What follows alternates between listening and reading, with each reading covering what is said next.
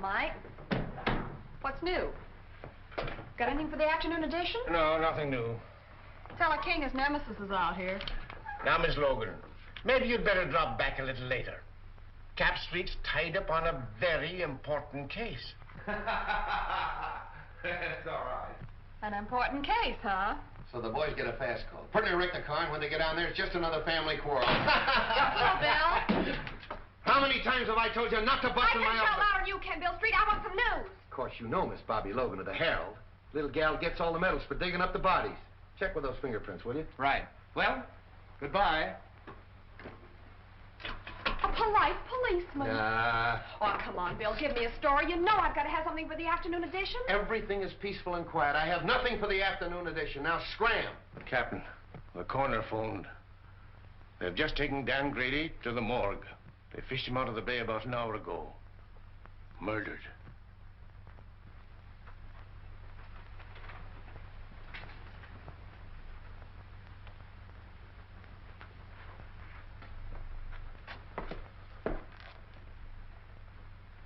Oh, he's going to take this pretty hard, Mike. Sure. Him and Dan was just like brothers. Yes, I know. What makes you think they tried to hide his body, Doc? Well, in the first place, when word was found, washed ashore down the bay. Lungs were collapsed. That means the body was under water pressure for some time. This was tied around the ankles, and there were deep bruises. Tied a weight on him and threw him overboard. That's right, Bill. After the bullets had done their work. Yeah. Did you get them over to ballistics? Mm-hmm. There's a clothes he had on. Take a look. Seaman's outfit. Andy, check these clothes and see if you can find out where he bought them. Thanks a lot, Doc. I'll check with you later about Dan. Bye, Bill. This hits the whole department with a jolt, Bill. Hit me a little harder than the rest. Dan and I were together as kids. Took our training together. Pounded the same beat. Yes, I know. You say he was on a smuggling detail. Yes. That ought to lead us to something. Nothing unless he was following a hot trail. You know Grady. He always preferred to work lone wolf on a case. Well, it's in my department now, Chief. It's homicide. Yes, and you have command of every resource of the department. I may need it. Because I'm going to find out who killed Grady if it's the last thing I do. I know you will, Bill. And good luck. Thanks.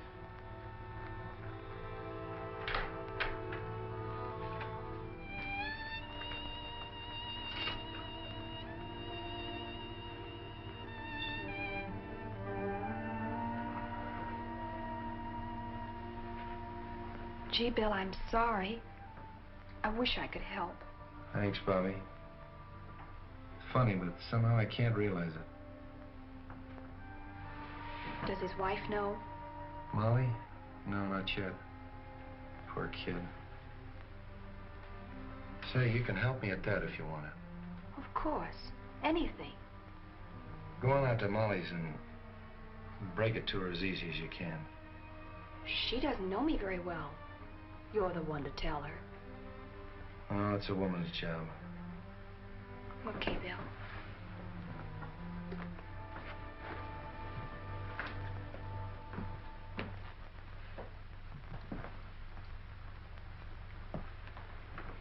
I came just as soon as I heard the news. Am I glad, Wong? I sure can use you.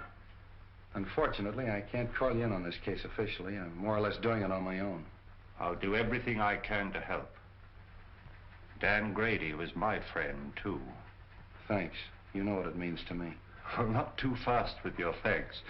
You know, the only reason I've been useful in the past was because in each case the Orient was involved. Well, Dan Grady was assigned to the smuggling detail. And smuggling in San Francisco means the Orient. Let's have a look at his office. Good. Wife and kid.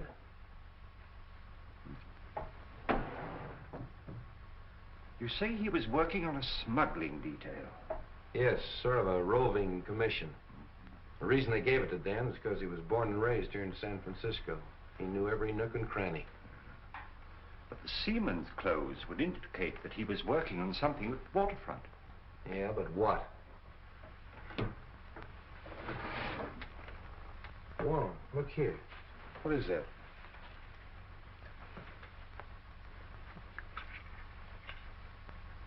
Why, that's a rare piece of emerald jade, as fine a specimen as I've ever seen.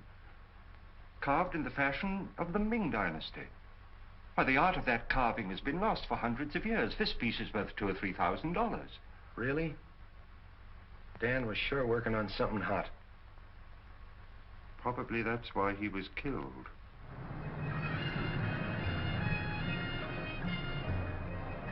Yes, I have seen many similar in the past 3 months.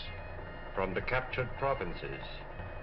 Even so, from the ruined temple of Lao Tzu, is it not so? Torn from their settings by alien hands. Even young China would not use such methods to win its wars. Where did you obtain this? It was in the drawer of the desk of the policeman who was killed. A policeman? A good man. Can you help me? A store called Belton's is on Market Street. There, a wise man could become more wise.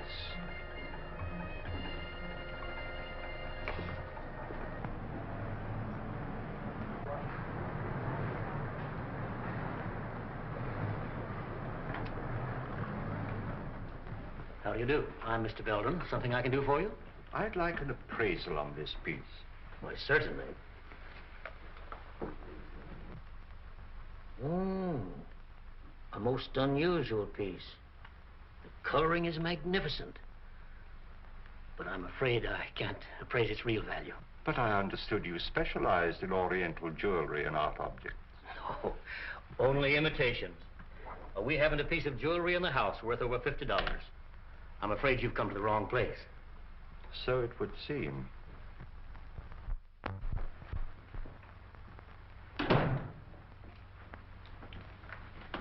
Morning, Dan.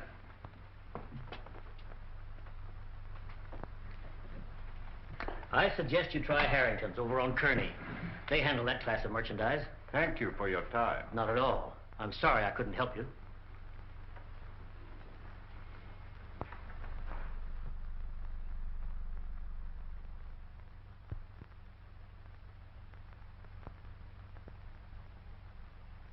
Yeah, Chief, that's the guy, all right. I'd know that face any place. Why, that mustache. Even the checkered tie. Yeah, it's him. Checkered tie, huh? Yeah. Where'd you see him? On the bus going uptown. What time was it? 12 o'clock noon. 12 o'clock noon, huh? You don't say. Yeah. At that time, he'd been lying dead for 3 hours in the morgue. Yeah? Yeah. Why, they sworn on a stack of Bibles that was the guy. Sure, I know, Mr. Unifer. We all make mistakes sometimes, but thanks for coming in anyway. Oh, not at all, Inspector, not at all. Say, maybe it was the guy's double. Yeah. You know, they say every guy's got a double. Sure. Even me. Sure. Even you. Yeah, sure. Mike, get Bobby Logan on the phone. Yes, sir. Market 6400. Hello, Bobby. I was just trying to get you on the phone. Oh, are we going someplace? Yeah, you're going someplace. If you ever pull a bright idea like that again. Well, what's the matter with that? Somebody might be able to give you a lead. Somebody might be able to give me a lead. I've had every crank in San Francisco in here this afternoon. Yeah. Logan doesn't answer. Where do you think I ought to look for her? Try my office. Huh? Every one of them has seen Dan Grady in 5 different sections of the city at the same time. Well, but But nothing. Did you see that guy that just went out of here? Yes. He was on the bus today at noon with Dan. Well, that's silly. Of course it's silly. But I've had to talk to those goofs. That's what your idea's done. Wasted my whole afternoon. Yeah, Mike. A gentleman out here says he saw Detective Grady. What? Miss Logan will interview him. Well, did you hear it? Just faintly. Go on, he's your witness.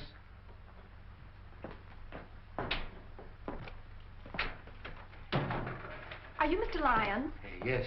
Oh, I'm Miss Logan of the Herald. I put that picture in the paper. Oh, how do you do? Well, I saw the man last night. Are you sure? Certainly. We talked for quite a while in the bar at the Club Neptune. Good afternoon, Miss Logan. I came in answer to your advertisement. Oh, now look, Mr. Wong. Now give me the details and talk fast. Oh, hello. Did you get any information? I called on an old friend of mine in Chinatown who advised me to investigate Belden's store on Market Street. Belden's? You know, the jewelry shop. Oh, sure. I'll put a couple of men on it. No, I think I'd leave things the way they are for the time being. Bill Street, I've got him! Got who? This man did see Dan Grady. Now, look, Bobby, we've been all through that. But this man is positive. All right, if he's so positive. What was he wearing when you saw him? Well, sort of like a sailor, you know, pea jacket, striped sweater. He had on dungarees, peak cap with black patent leather visor. Where'd you see him? At the Club Neptune. He was sitting at the bar having a drink. What time was that? About 8:30, I guess. That fits in, doesn't it, Wong? Yes, it does. Well, of course it does. Silly idea, huh? If it hadn't been for that Quiet. paper. You're quite sure this is the man? You're absolutely certain of your identification? Oh, yes. My drink happened to tip over and spilt on him. And I apologized, and we got to talking. And then what happened? Well, we talked together for a couple of minutes about football and things like that. Then I left and went home. You left him at this Club Neptune? Yes, he was still sitting there when I left. Well, thank you very much. You've been a great help. Is there any reward connected with this?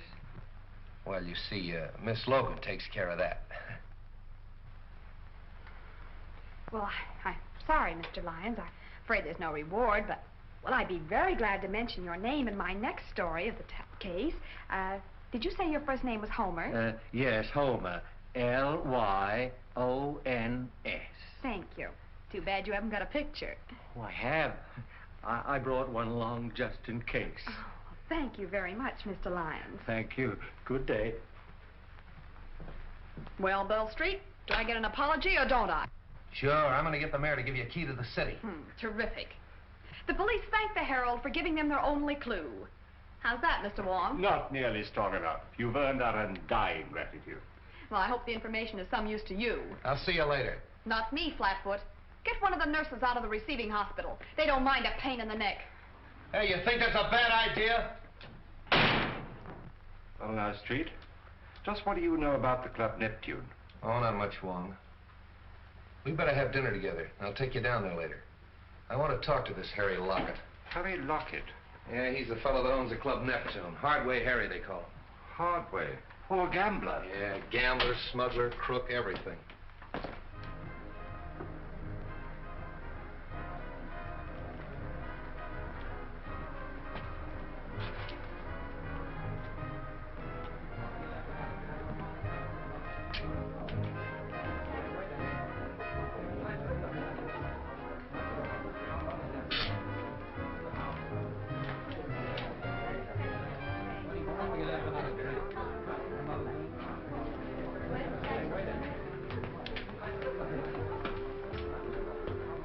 Anything new? No. How are things upstairs? The usual crowd, not much play yet. Has Tanya come in yet tonight? No. I want to see her when she comes in. Okay. Well, then. Again.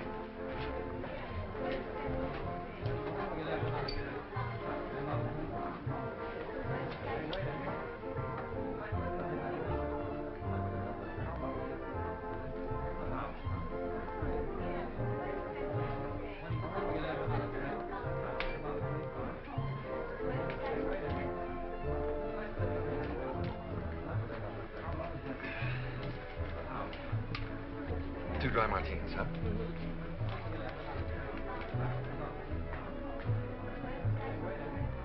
Well, don't you recognize anything?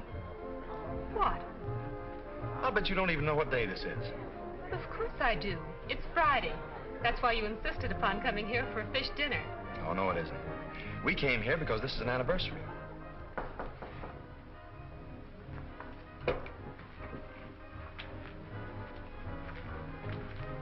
What is it?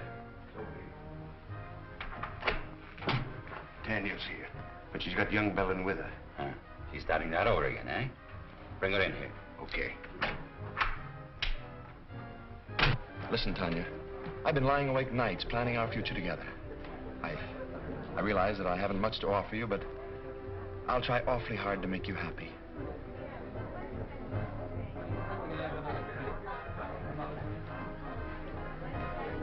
Oh, excuse me, Frank. I think I better go fix my makeup. Surely.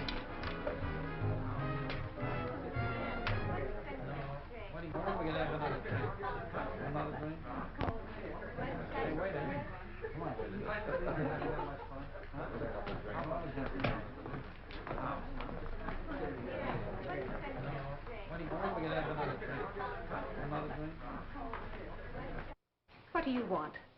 I thought I told you to keep away from young Belden. And I told you that my personal affairs are none of your business. What are you trying to do? Get the old man on our neck? Keep away from that boy or I'll... Or what? I guess if I'm good enough to help handle his smuggled junk, to run the risks that he cashes in on, I'm fit company for his son. Well, what about a certain other gentleman?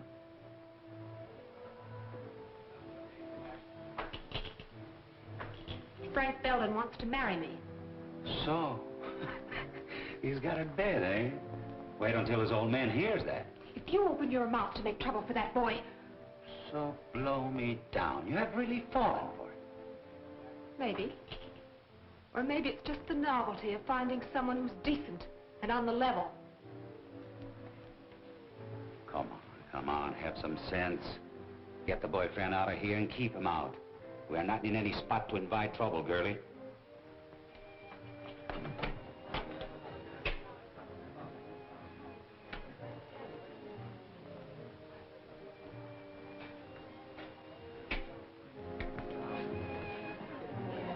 I seem to have developed a headache, Frank. Maybe it was the drink. Oh, I'm sorry. Well, maybe some fresh air will do you good. Shall we take a drive? Yes.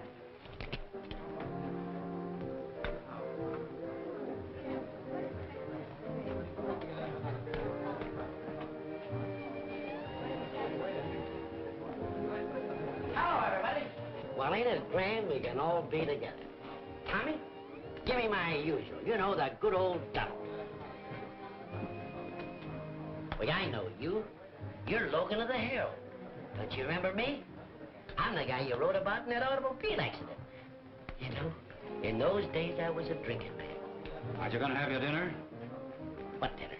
The one you ordered. I ordered dinner? I'm sure you did.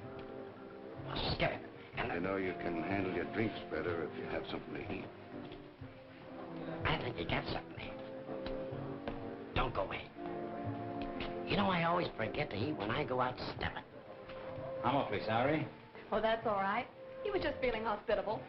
That's easy to understand. The Club Neptune feels the same way, Miss Logan.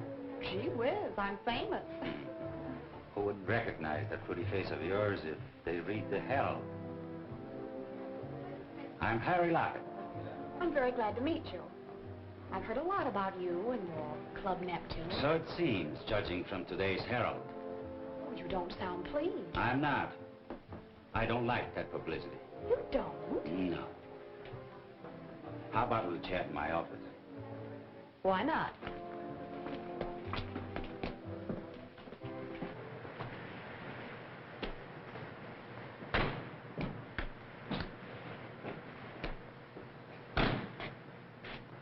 I think I'll take a look round the back.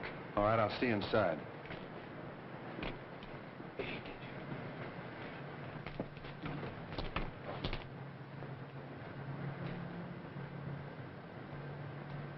You see, Miss Logan, we don't like newspaper people around here. I see your point.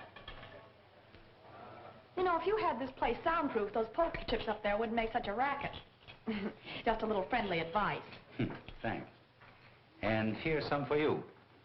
I wouldn't write any more stories about the Club Neptune if I were you. Are you trying to tell me what to put in the Herald?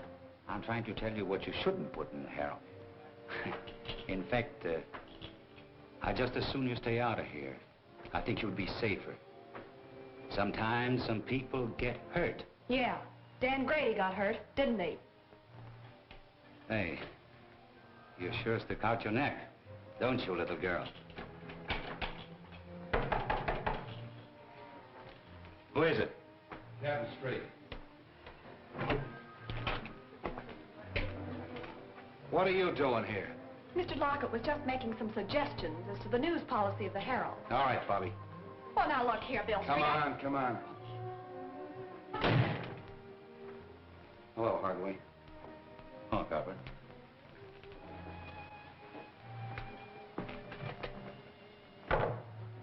Have a drink? No, thanks.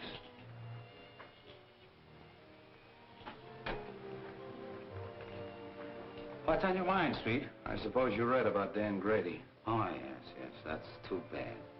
I don't think I knew him. I thought everybody on the waterfront knew Grady.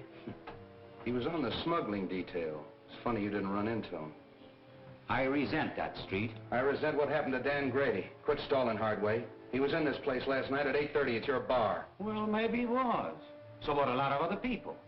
We had a big night last night. And nobody saw Dan Grady. None of my boys did, because as soon as I saw the papers, I asked all of them. You can talk to them yourself. Maybe I will.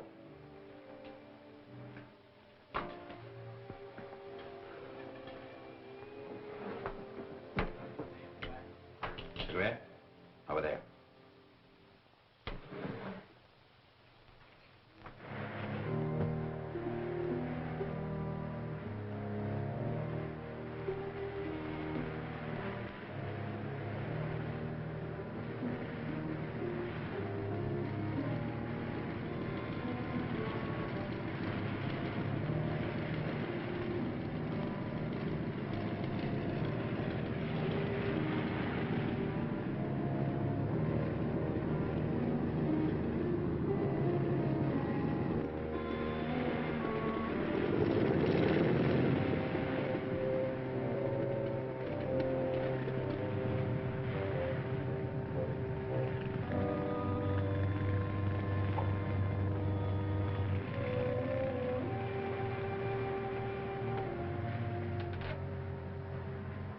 I don't pay any attention to me if I seem a little tough, Harry. Dan happened to be a pal of mine. His body washed up on the beach this morning. Been in the water for 12 hours.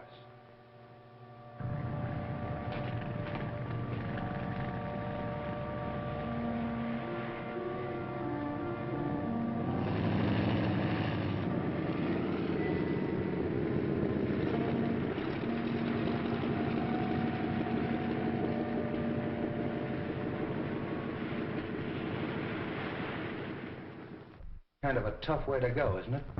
Well, Street, they say that drowning, it's an easy death. But Grady had 2 slugs in the back of his neck before he ever hit that water. That's not so easy, is it?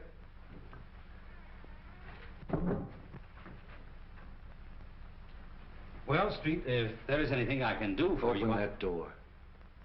Open that door.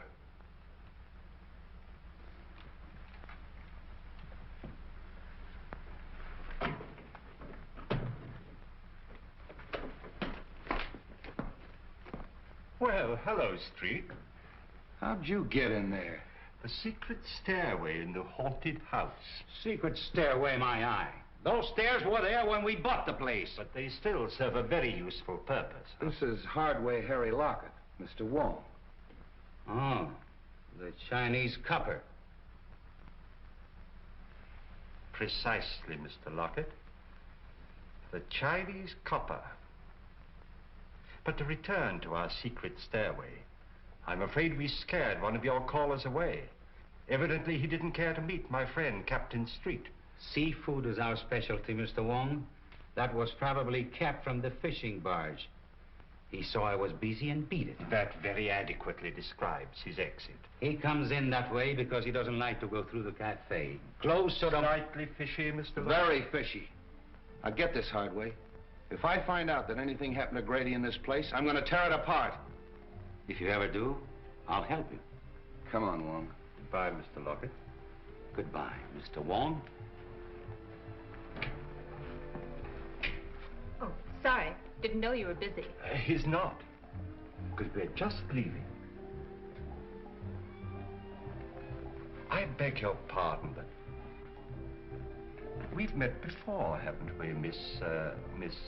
Serova's the name, but we haven't met. I'm so sorry. Oh, now I know what prompted my mistake. I saw you sitting outside in a car with young Mr. Belden. What was he doing here? We had dinner here. Do you mind? Excuse the boys, Miss Serova, but it's their business to be curious. This is Mr. Wong, the famous detective. And this is Captain Street of the San Francisco Police. Your head waiter says you found my compact. Yes, it's my desk. I'll get it for you. Drop in any time, boys. It'll be your turn to drop in on us the next time.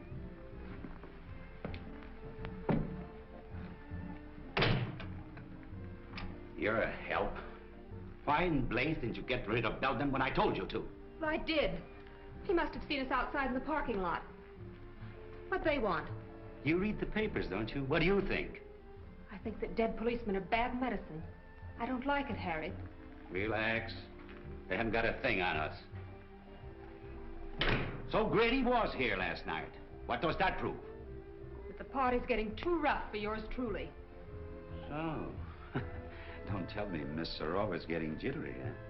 Serova's getting out. Murder's something I don't want any part of. I'm through. Oh, no, you're not. When you're through, it will be because I tell you you're through. Are you threatening me? Maybe. Don't do it, Harry. I know too much. Things happen to people who know too much. Yes. They end up in the bay like a certain policeman.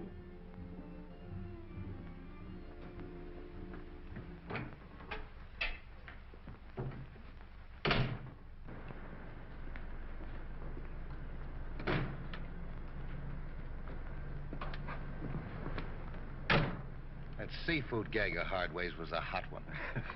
And the young lady who lost her compact. More seafood, eh, Street? I'll say. Well, what's her name? I thought I told you to scram. You're always telling me to scram. Well, you're not gonna ride in a police car. Okay, let me out and I'll put on my roller skates. Oh. I tell you, I don't like the setup. I don't like any part of it. When a dead copper spells trouble, and if this girl starts to talk... Yeah. Yeah, I think so, too. But this idea of mine is something entirely new in radio, Mr. Forbes. Nevertheless, I'm against continuing the program. But Forbes, Belden's has had a radio program for years, and it's been excellent advertising. Not excellent enough to keep you out of the receivership.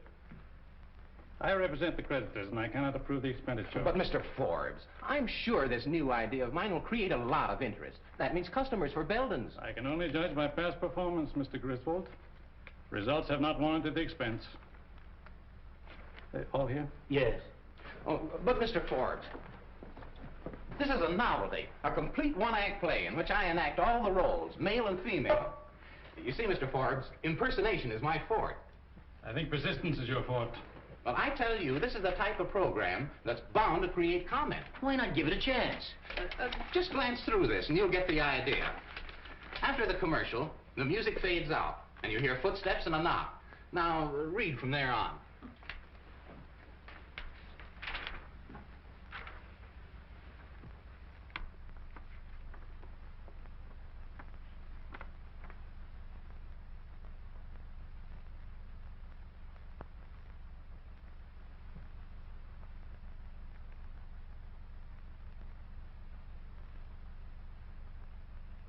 Pretty melodramatic, isn't it?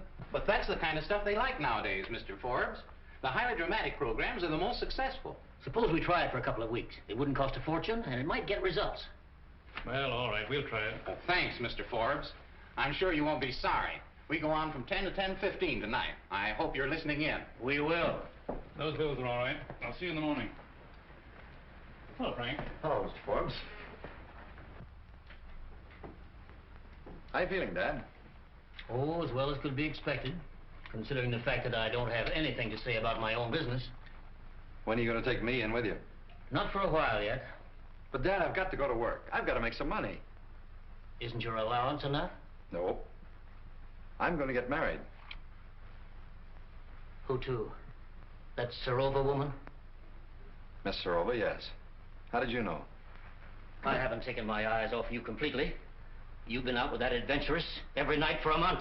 I wouldn't talk like that if I were you, Dad. We're both liable to be sorry for it.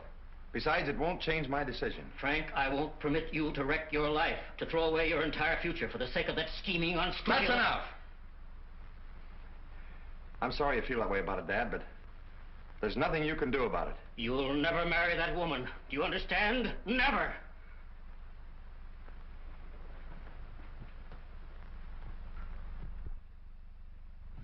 Morning, Soapy. Everything shipshape? No sign of the police, if that's what you mean. Oh, why, Soapy, that's the farthest thing from my mind. Bring me the checks from last night, eh? Okay.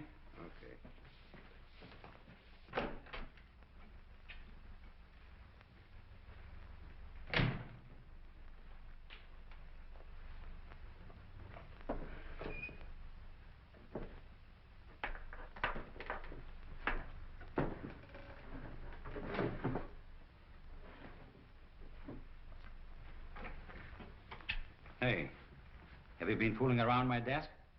Me? Mm-hmm. What? I wouldn't touch your stuff, boss. Something missing? Yeah, my gun. Gee, that ain't so good. When'd you last see it, boss? I don't know. Yesterday, I guess. I want to talk to you. Say, what are you thinking of coming down here after what's happened? I told you I'd get the stuff to you as soon as it was safe or kept to bring it in. That isn't why I'm here.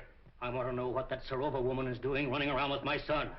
Well, I did my best.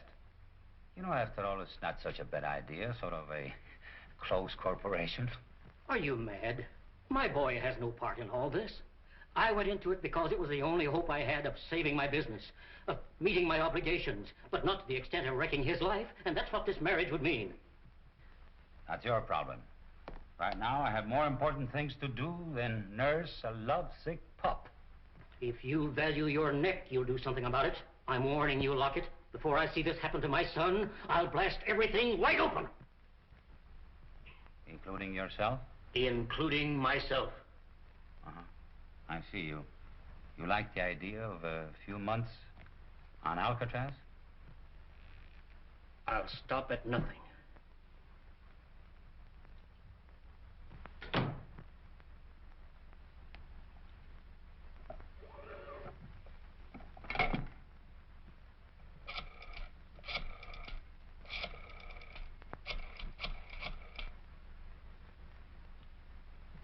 Hello. Hello, Tanya. This is Harry. I want to apologize the way I talked to you last night. Oh, you know, I couldn't mean it. We were both a little jittery and unreasonable. Now, listen, Tanya. I want to see you. I have to talk over something with you. I think you'd be interested. All right. I'll be in all evening. Goodbye. I hope I didn't keep you waiting, Fancy. Oh, that's all right, sir. Don't mention it.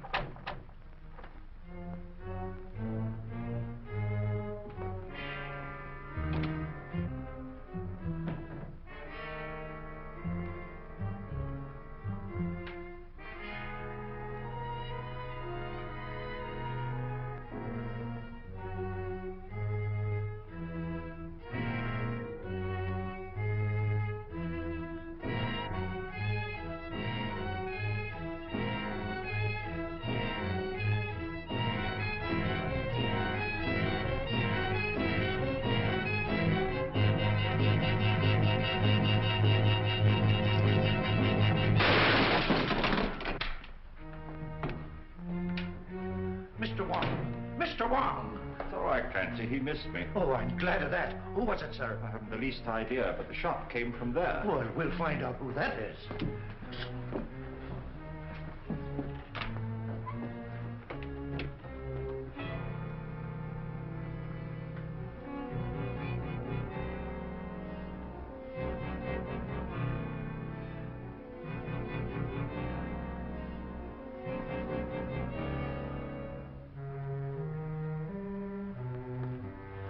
Whoever it was, beat it out the back and left the door wide open. Whoever it was, he killed Mr. Belden. What?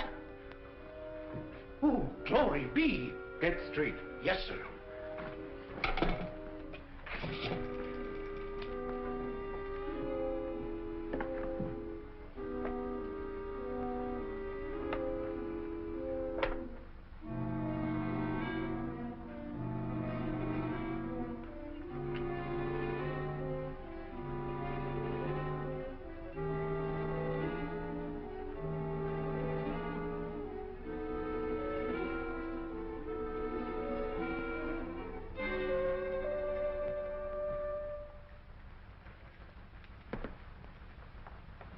This case has got a million angles.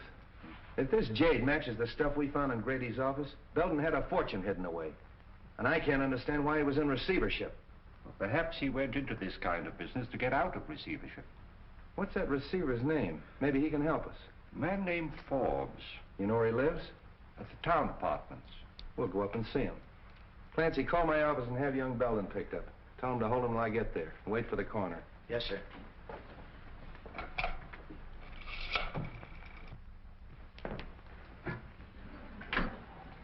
Good evening, gentlemen.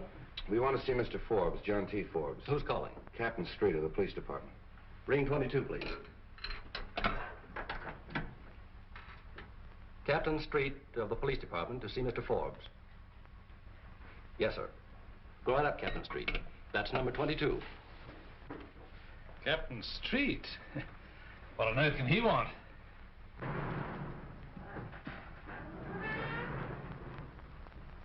I wonder if I've forgotten a speed ticket. Excuse me. Freddie, take my hand, will you? Okay, but it's 10 o'clock and I'll have to meet Elsie. Probably won't be very long.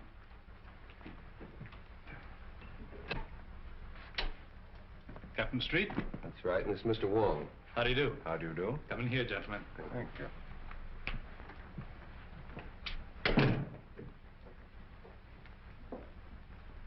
I'm afraid we interrupted your game, Mr. Forbes. Oh, that's all right. Sit down, gentlemen. I've heard a great deal about you at one time or another, Mr. Wong. I'm certainly glad to meet you. Thank you. Well, now, gentlemen, what can I do for you? Might as well come to the point, Mr. Forbes. Frank Belden Sr. of the firm for which you're receiver was found dead a half an hour ago in his store. What? Poor old Frank.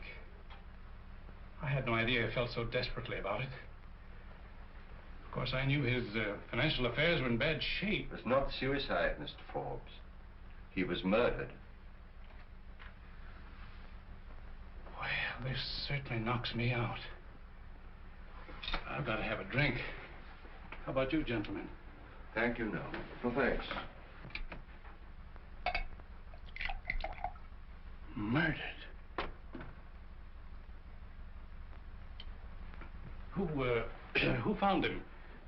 Give me more of the details. Mr. Wong found the body. Wong? Were you in the store? I was making an investigation of Belden's stock. I found this piece of jade worth at least $2,000 or $3,000. And there are several more pieces, too, just as valuable.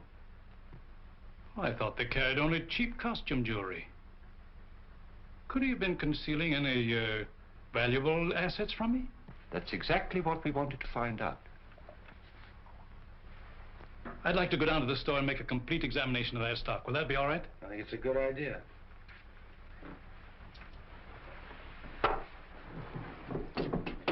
Will you have a cigar, gentlemen? Yes, thanks. No, thank you. One more thing I think you should know. That jade was smuggled. And one of our own men on the smuggling detail was murdered, running it down. And the trail seems to lead to Belden's store. Why, this is the worst thing I've ever heard. Excuse me. Hello? Yeah. It's for you. Thanks. Street speaking. What? I'll go right up. There's been a shooting on the floor above. Can we get out this way? Yes.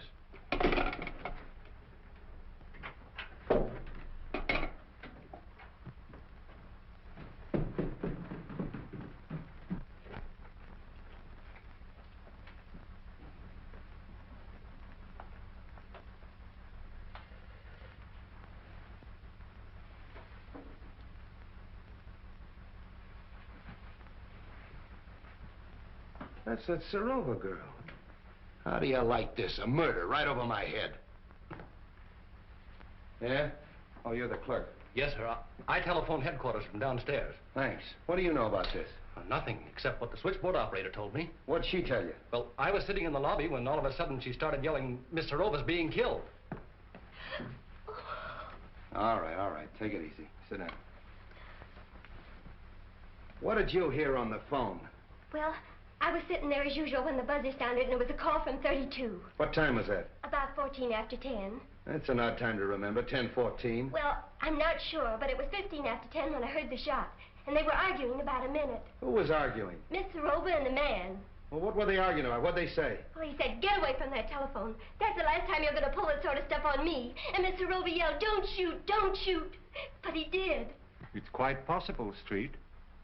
The receiver's off the stand. Yeah. Did you recognize the man's voice? No, but he was awful mad. Anybody come through that lobby that might have come up here? No, sir. Did you pass anybody on the way up? I didn't see anybody. All right, that's all for now. Stick around downstairs. Oh, hello, Doc.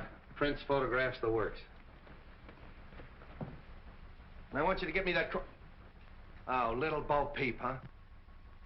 What are you made up for? That's all I need! Just be sure to get everything in this corner, will you, please?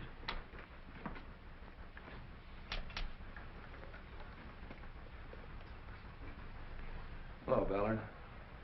What are you doing here? I thought I told you to tail Hardway. I was trailing him. I lost him in the traffic at 8th and Market around 9 o'clock. I've been looking for him ever since. That's wonderful. Get my office on the phone.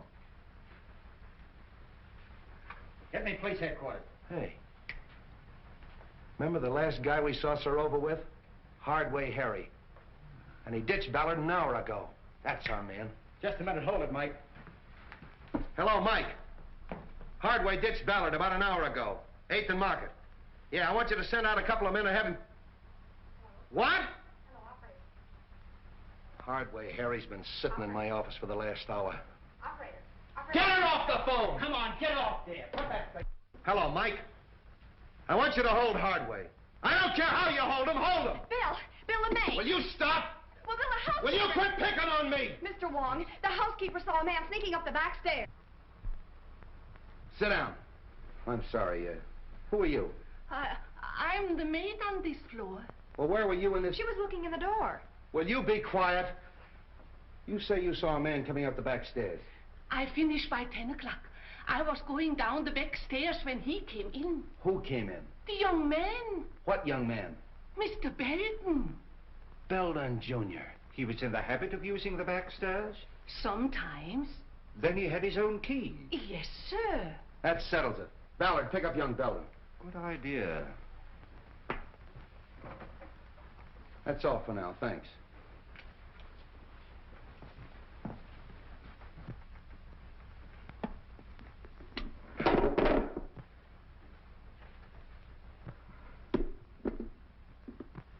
You know, Wong, Belden knew Serova. Hardway knew her. They're all mixed up in this thing some way. I'm gonna have them all come in my office tomorrow morning at 10 o'clock. What am I doing?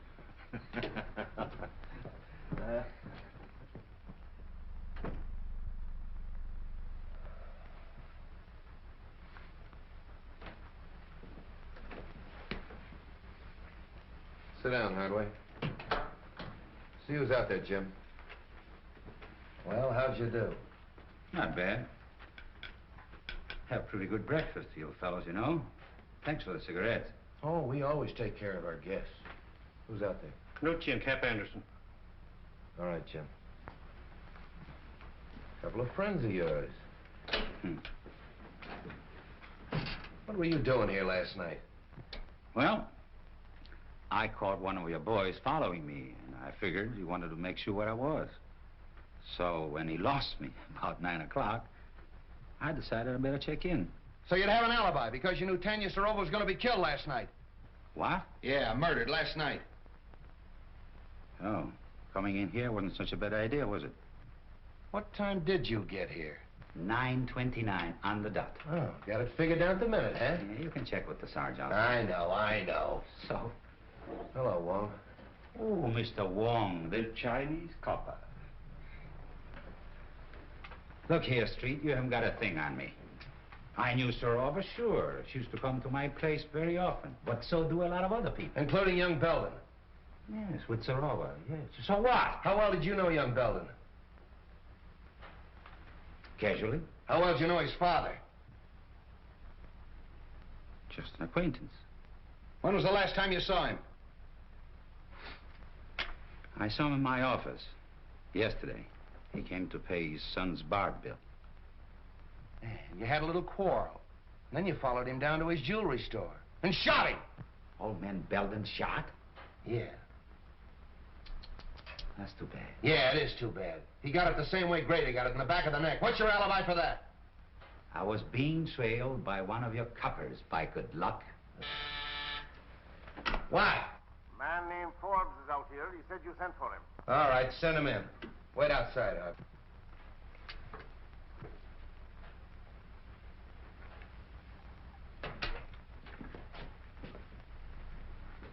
Good morning, Mr. Forbes. You want to see me, Captain? Yes.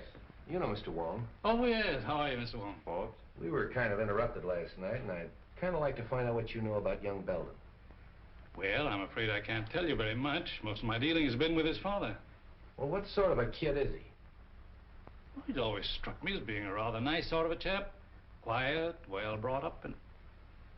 So you don't think for a minute that he had anything to do with his father's murder? Maybe. I do know he's mixed up in Sorova's death. Oh, I can't believe that, Captain. Why, it isn't possible. I'm afraid you're wrong. There's Belden, Captain. Picked him up in a quick lunch joint, having coffee. All right, sit down. Have you met Mr. Wong? Perhaps you met him last night. Oh, I've never met Mr. Wong. How do you do? We've been looking for you all night. Where were you? I don't know why the police should be interested in my movements.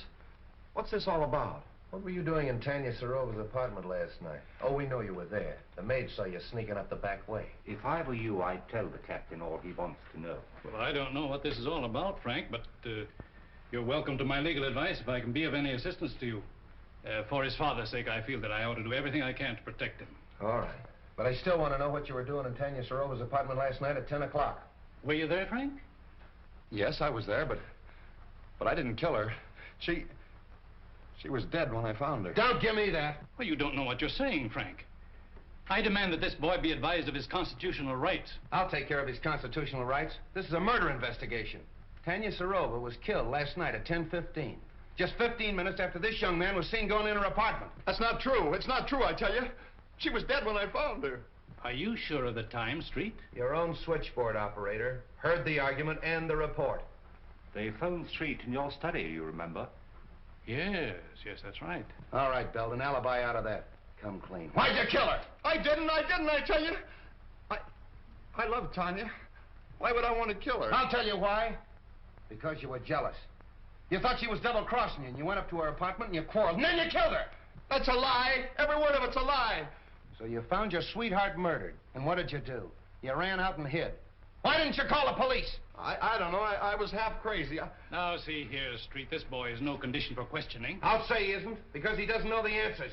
Gentlemen, I suggest that we all calm down. Allow young Mr. Belden to tell us what happened in his own way. All right. I'm listening. Now, supposing we go back just a little way, shall we? When did you last see Tanya Sorova alive? When she promised to marry me, yesterday afternoon late. And where was that? In her apartment. I was going to take her to dinner, see, but she said she didn't feel well, so I went out and got a bite, and then I drove around a little while. Yes, and then? Well, on the way home, I saw a light in the apartment, and I went up to tell her good night. Are you in the habit of using the back way? Yeah, I had a key. See, sometimes Tanya wasn't in, and I'd go in and wait for her. Yeah, but she was in last night. Did you use the key then? No. No, that's funny. I remember that the door was open. Hmm? What else do you remember? Yes, Belden, go on. Well, I went in and called her, but there was no answer, so I went in the living room, and on the floor I saw her over by the window. Near the telephone? I don't know. I didn't see anything but Tanya. Was there anything else in the room that was unusual, that attracted your attention? Anything at all? Yes, yeah, I remember the radio was on. Oh, don't kid me. The radio wasn't playing when I got there. If you didn't leave that apartment till before 10:15, where'd you go? I don't know, I drove around. I don't know where I went. I drove all night. What? Captain? A fellow out here named Griswold says he's got to see you. Who's Griswold? What does he want? What does he do? What do you want to see him about? Well, I got to talk to him. I'm from radio station LMAB. He's from the radio station, LMAB. I don't know anybody from a radio station. Tell him to wait. He says you got to wait. All right, come clean. You didn't leave that apartment till after 10:15. After you killed her! Stop it, I tell you, stop it! Street, you're getting nowhere browbeating the boy this way. Maybe if you let me talk to him quietly somewhere. All right. I'll talk to him quietly. Would you like to see your father? No. Why should I want to see him? He's probably glad she's dead. Why should he be glad? Doesn't he like her? No. Did you quarrel over with your father? Yeah, we had a quarrel and I walked out on him. And then you walked back last night to his jewelry store and shot him, killed him. You mean my father's dead? Stop it, will you? Stop it! What are you trying to do to me? Somebody give me a glass of water. Oh, never mind the water. Oh, I protest. Get him a glass of water. Where is it? Outside. Something wrong, Captain? Yeah, give me that brandy.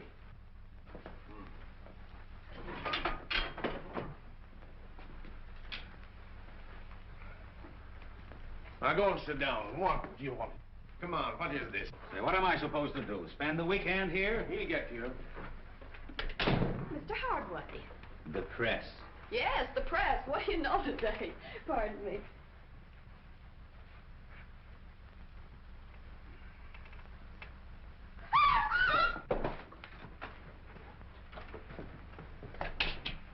What's the matter? Who is this? It's the fellow from the radio station, Griswold.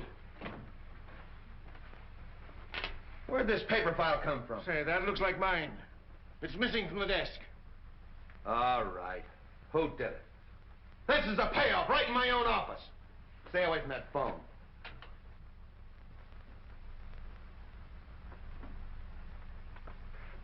Start talking, Hardway.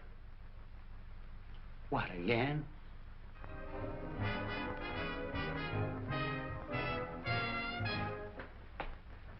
Sorry for the interruption, Mr. Wong, but that was a new program, and I want to check on it. Not at all. It's all most interesting. Yes, but full of headaches.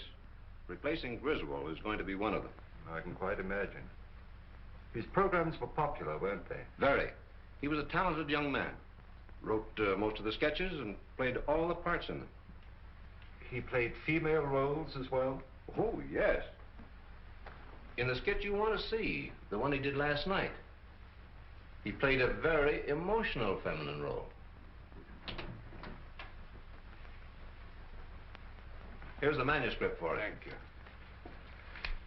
you. This program went on the air sharply at 10 o'clock? Oh, yes. Radio works on split seconds. Every program is timed exactly. And it ran for how long? 15 minutes in all. The sketch went on at 10:01 and finished at 10:14.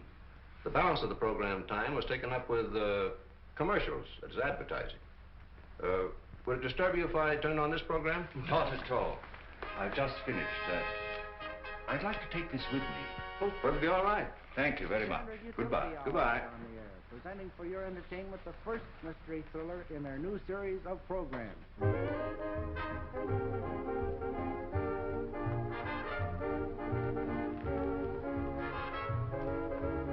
How do you do, sir? Can I help you? Yes.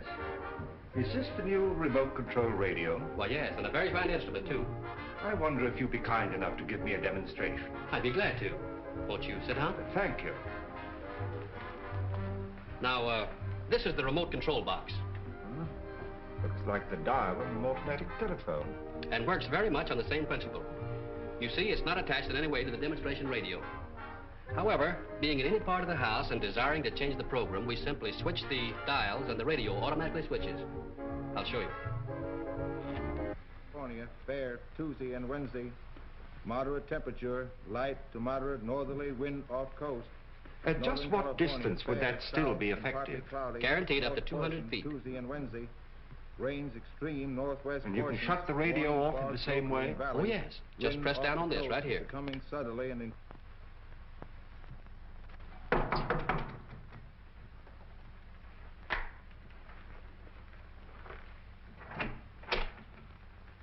What, again? Yeah. Didn't take long for that lawyer to get you and the boys out, did it, Hardway? Why should it? Say, listen, you can't hang that murder rap on any of us. Somebody killed Griswold, and 3 of you were there when it happened. Yeah, and plenty others.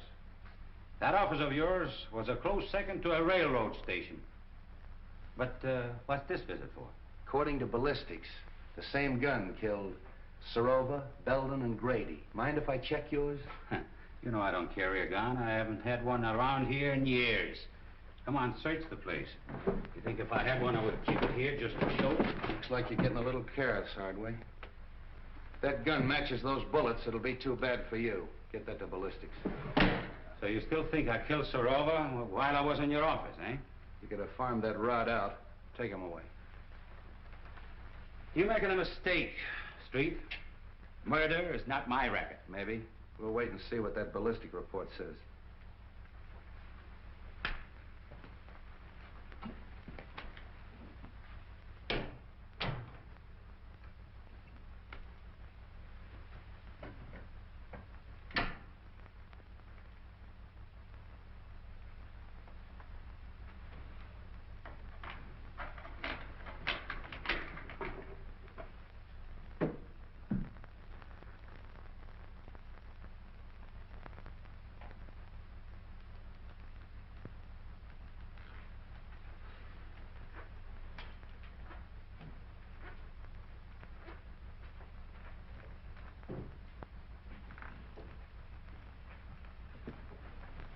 All right, keep your hands right there.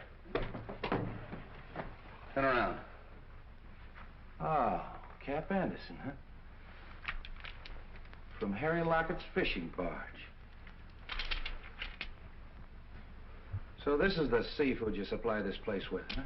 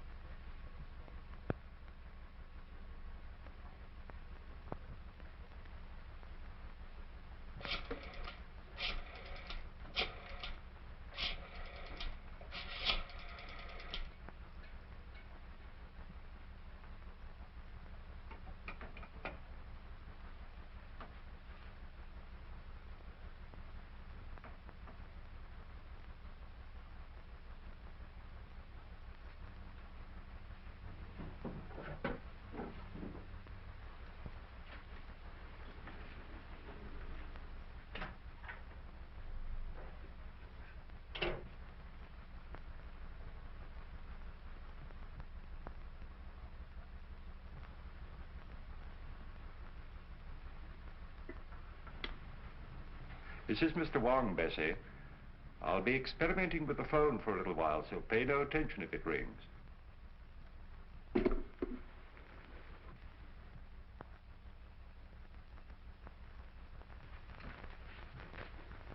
Oh, come in, Forbes. Oh, it's you, Mr. Wong. Well, that is a relief. I was wondering who was up here. Oh, you put that string down past my window. Yes. When I found the receiver off the stand last night, I had an idea that the switchboard operator was intended to overhear what she heard. I don't follow you. I believe that the murderer had a way of forcing her to listen at the right time. You think that a murderer would deliberately invite a witness to his crime? He might arrange to have her think she was a witness. With a piece of cord, a telephone, and a radio. I don't understand. Now, this radio is a new remote control model. Now, let us assume that a certain radio program exactly fitted a given situation. How easy it would be to tune in the desired station at the right time and be nowhere near the instrument. Oh, I see. You mean that the crime could have been committed some time before? Of course. And by any of our suspects who had such cast-iron alibis. Hardway Harry Lockett, for instance, who planted himself in Street's office at the supposed time of the murder. Any of his friends. Even young Belden? Even young Belden. He was here at 10 o'clock. Who knows? Perhaps it was his second visit. You don't believe that, do you? No. Nor that any of the others did it, either? No.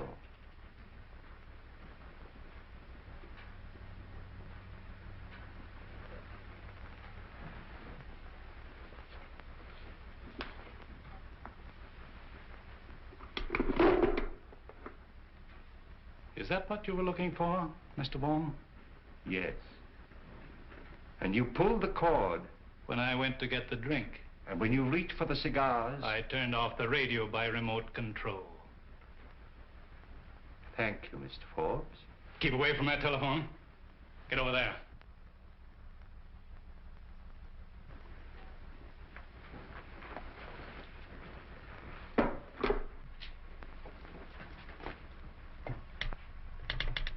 Operator.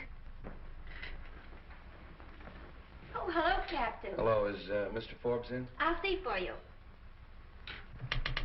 Operator. Mr. Forbes doesn't answer. All right, thanks. Why don't you answer that call? Well, that's Mr. Wong. He told me not to pay no attention to it. Mr. Wong? Yeah, he's up in Mr. Rover's apartment playing with the telephone. Well, I hope he's having a good time. I'll drop up and see him. Playing with a telephone.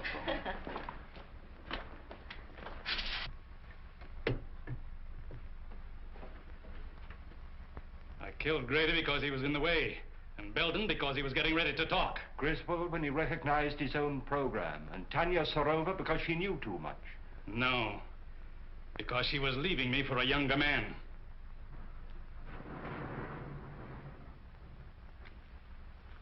It's you who knows too much.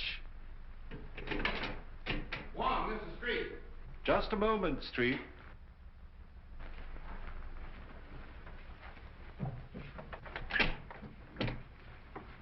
What are you doing up here? Get him up. Over there with him.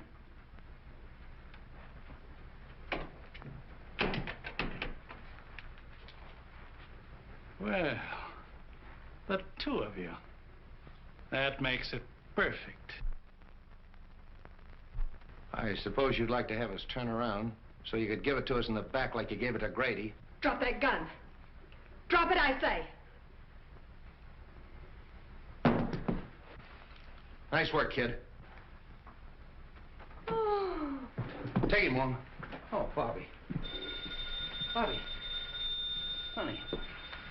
Bobby. Yes? Oh, it's all right, Bessie. The experiment's over. You might give me the Herald, will you? Herald? You have a star reporter on your staff, a Miss Roberta Logan. She has just been instrumental in the capture of John Forbes, confessed murderer in the Dan Grady Sorova case. Oh, yes, this is a scoop.